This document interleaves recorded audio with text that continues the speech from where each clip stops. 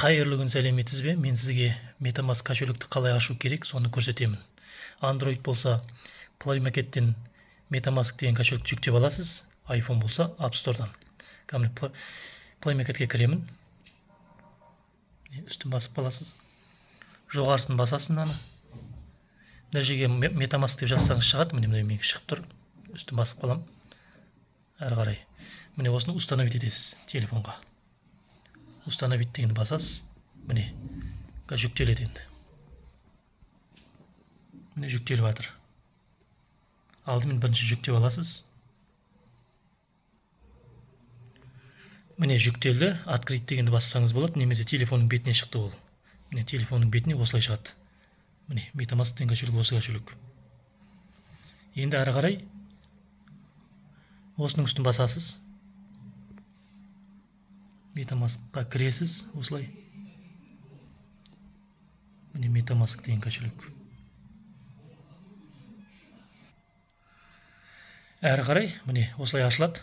Бет жоғары төменгі жағында, ең төменгі жағында начало, работа деген жазу тұр. Осының үстін басасыз. Міне, бірлет. Әрі қарай.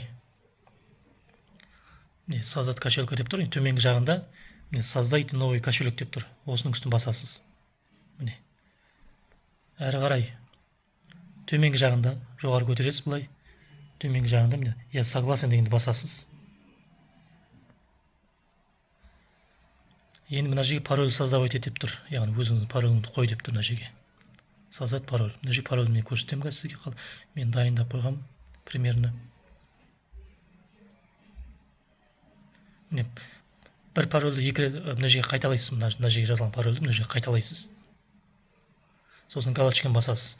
Показатты бассаңыз, мына үстін показат деген жазуын бассаңыз, міне пароліңіз көрінеді. Сосын осы бетті суретке түсіріп алыңыз, өзіңізге для себя керек болады да. Пароліңізді ұмытып қалмаңыз. Міне парольді жазған кезде примерно осындай қиын пароль қойған дұрыс өзіңізге. Және надежный. Мына жерде көбінесе жаңа не шығады да, хороший деп шығады. Мысалға көрсетейін. Бүйтіп өшіріп тастаған кезде көрдіңіз бе, хороший деп шықты. Негізі надежный болған жақсы. Міне надежный. Примерно осындай пароль қойғаныңыз дұрыс, ыңғайлы. Қиындау пароль және надежный деген. Көрдіңіз бе? Осыны суретке түсіріп алыңыз алдымен өзіңізге для себя. Ол керек болады. Заметкеге сақтап қойыңыз. Міндетті түрде. Әрі қарай пароль создавать еткеннен кейін создать пароль дегенді басасыз.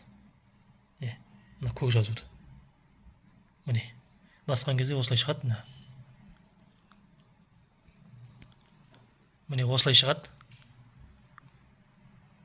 Әрі қарай төмендегі начат дегенді басасыз. Начат деген жазудың үстін басасыз. Әрі қарай осылай шығады. Начат дегенді басасыз. Жоғары көтеріп, начат тоже. Енді мына жерге жаңа қойған пароліңізді қайттан қой деп тұр. Көрдіңіз бе, жазып тұр ғой. Қайттан қой сол пароль деп тұр.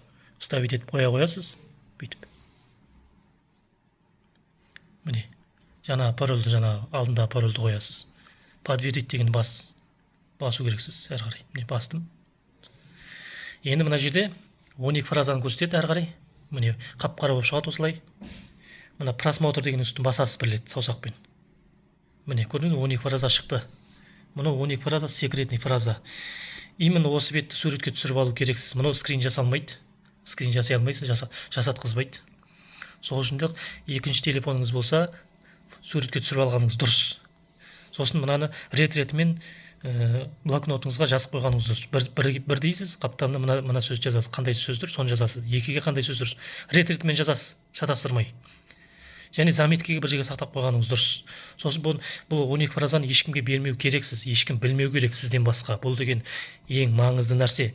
Егер мынаны біреу білетін болса, сіздің кошелегіңізге осы арқылы кіреді, MetaMask'ыңызда ақшаңызды алып алады. Сол үшін де бұны ешкімге көрсетуге болмайды. Мен сізге мынаны үйрету үшін көрсетіп отырмын сізге. 12 фраза деген именно осы 12 фразаны міндетті түрде суретке түсіріп алыңыз екінші телефонмен. Және ол суретке түсіріп алғаннан кейін бір жерге галереяға, бір жерге или почтаңызға жіберіп сақтап қойыңыз суретті. Галереяға сақтап қойыңыз. Және заметкеге жазып сақтап қойыңыз обязательно. Осы фразаны именно бірге қандай тұр, мысалы мына сөз, екіде мына сөз, үште мына сөз, рет-ретімен сол жазып бір жерге сақтап қою керексіз. Әрі қарай осыны істегеннен кейін қазір айтамын оны да. Міне сіздің көзіңізше скрин жасап көрейін қазір. Міне жаңа жасалмайды деп айттым ғой. Міне скриншотты басам. Міне шықты, не удалось сохранить. Скриншот не разрешает. Көрдіңіз, сол үшін де екінші телефонмен түсіріп алған дұрыс мынаны. Немесе жазу керексіз, мұқият, қатесіз, әр бірде не тұр, екіде қандай сөз тұр. Осы қалай жазылып тұр, тура солай қатесіз жазу керексіз. Бір әрпі қате болмау керек. Қате болса қиын, ертең проблема. Қайттан создавать ете алмайсыз. Бұл 12 фраза не үшін керек? Себебі бұл ертең басқа телефон алып не істеп жатсаңыз, сол телефонға осы MetaMask жүктеп алып, жүктеген кезде осы фраза арқылы кіретін боласыз. Осы фразаны сұрайды кіру үшін, жаңа өзіңіздің MetaMask кошелекке кіру үшін, басқа телефонмен кіретін болсаңыз да сол үшін керек. Осы странаны суретке түсіріп аласыз, сосын бір жерге жазып қойыңыз, заметкеге жазып қойыңыз, блокнотқа жазып қойыңыз, міндетті түрде рет-ретімен. Бірде қалай, екіде қалай, мысалы былай. Мен жазып қойған болдым, міне жерге мысалы. Паролін жазып қоясыз, үстіне MetaMask деп жазасыз. Пароль, міне, секретный 12 фраза деген мынау жаңағы, осылай рет-ретімен жазасыз, қатесіз. Бір жерге жазып сақтап қою керексіз, міндетті түрде. Бұл маңызды нәрсе, өте маңызды. Осыған мұқият болу керек. Әрі қарай. Осы странаны суретке түсіріп алғаныңыз дұрыс. Екінші телефоныңыз болса, әрі қарай не істеу керек? Суретке түсіріп жазып алғаннан кейін продолжить деген басыңыз. Мынаны басып қаласыз. Бастым. Не әрі қарай? Міне бір, екі, 12 фразадағы сөздердің бәрін мына жерге араластырып қойған. Мына бірде қандай сөз тұр, екіде қандай сөз тұр, соны мынаның арасынан қарап қою керексіз. Сол үшін де мен суретке түсіріп ал дегенім сол. Немесе жазу керексіз бірінші. Немесе жаңа рет-ретімен. Мысалы мен суретке түсіріп алдым. Міне. Көрдіңіз бе? Осылай суретке түсіріп аласыз, қарайсыз. Бірде work, екіде hold деген жазу тұр, көрдіңіз бе? Міне бірде work деген, екіде hold деген жазу тұр. Мен соны басам қазір. Міне, бірде hold деген тұр, те? Міне жерден hold деген жазу тауып аламын қазір мына жерден. Міне hold. Міне қойылды. Екіде hold деген, міне екі. Міне екіде hold деген қойылды. Осылай рет-ретімен қоясыз. Үште не тұр мысалы. Немесе жазып қойған текстіңізден қарасам, hold, charg, work деп жазып қойған мен. Charg, drop деп көрдіңіз бе? Міне үште charg деп тұр. Charg. Көрдіңіз бе? Әрі қарай төртте drop деп тұр. Міне. Осылай баса бересіз рет-ретімен. Міне көрдіңіз бе? Осылай рет-ретімен қоясыз. Суреттегідей. Жазған бойынша. Міне суретке түсіріп алдым, міне көрдіңіз бе? Рет-ретімен келе жатыр бәрі. Үште қандай сөз тұр, төртте қандай сөз тұр, міне 9-да қандай сөз тұр, 12-де книфе, көрдіңіз бе? Немесе жазып алған болсаңыз, егер осылай жазып қойған болсаңыз, рет-ретімен қоясыз, міне рет. Последний книфе деген жазу, көрдіңіз бе? Міне почти мен келдім. Әрі қарай міне 12-ке міне книфе деген үстін басып қаласыз. Міне осылай рет-ретімен қойып аласыз. Міне әрі қарай болды, міне успех деп шықты. Егер мына жерде басқа қызыл жазу шықса, значит сіздің дұрыс қоймадыңыз, бірінен дұрыс таңдамадыңыз деген сөз. Осылай шығады. Енді полный мына жазуды басасыз, резервный копирование дегенді. Міне поздравляем, уже дайын болды, MetaMask ашылды. Әрі қарай готово деген жазуың үстін басасыз. Басқан кезде осылай шығады. Осылайша шығады. Кошелек аккаунт 1 деп. Мына жерде эфириумның несі тұр шығады. Бірінші эфириум шығады бұл жерде. Нет спасибо деген басасыз үстін. Нет спасибо. Міне. Уже сіздің кошелегіңіз дайын. MetaMask кошелек дайын мынау. Мынау адрес, мынау эфириумның адресі. Енді әрі қарай мына жерге матикті шығару үшін, матиктен криптовалютаны шығару керек қой. Ол үшін мына 3 сызықшаны басасыз. Бастым. Төмен қарай, жоғары қарай бүйтіп көтерілесіз. Немесе төмен жағында настройки деген жазу үстін бір рет басасыз. Сети дегенді басасыз, міне. Сети дегенді басасыз. Бір рет. Әрі қарай. Мына жерден не тұр? Добавить сет дегенді басасыз. Астында. Әрі қарай мына жерде міне Қараңыз, сеттер тұр, неше түрлі мына криптовалютаның сеттері мынау. Соның ішінде мына полигон майнет деген жазудың үстін басасыз. Міне полигон майнет бір-ақ рет. Осының үстін бір рет басасыз. Басып қалдым. Басып қалған кезде осылай шығады. Міне осылай шығады ағылшынша бәрі полигон майнет деп. Мына көк жазуды басасыз, approve деген бір рет. Түртіп қаласыз мына, көрдің. Әрі қарай мына жазу шығады, осыны басасыз міне. Бүйтіп қарайсыз да, мына жазуды басасыз. Басып қаласыз. Міне, көрдіңіз бе, уже мына жерде эфирім кетіп қалды. Уже матик пайда болды мына жерде.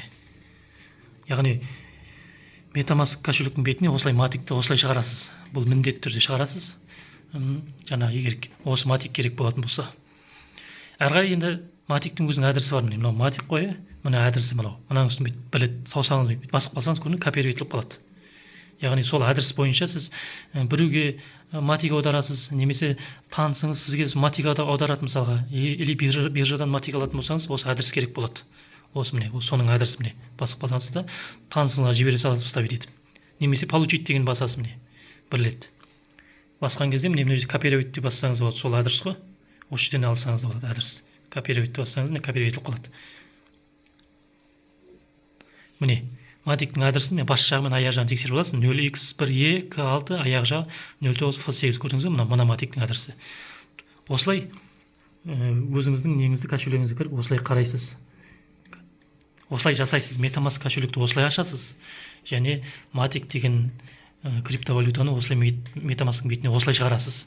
Мына адрес деген мынау не? Басып қаласыз да танысыңызға жіберсеңіз болады. Немесе біреуден матик алатын болсаңыз, осы адрес бойынша сізге лақтырады ақшаны, жаңа матикті. Көрдіңіз бе?